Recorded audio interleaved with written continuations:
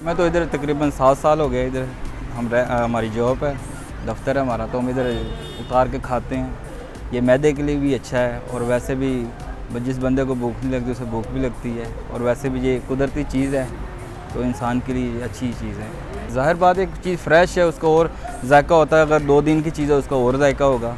नहीं, तोड़ना आसान तो नहीं है, लेकिन जब कहता है जब किसी चीज़ पे खाने को दिल करे, थोड़ी सी मेहनत कर भी ले तो कोई फ़र्क नहीं पड़ता। तरीका यही होता है कि अगर एक चादर आप लेते हैं, उसको 4 लोग पकड़ लें, तो एक वो छड़ी के साथ उसको खींचे नीचे, तो वो ऊपर से गिरते हैं, वो चादर में आ जाते, तो फिर उधर से उठा के खा लेते हैं, आसानी हो जाती है।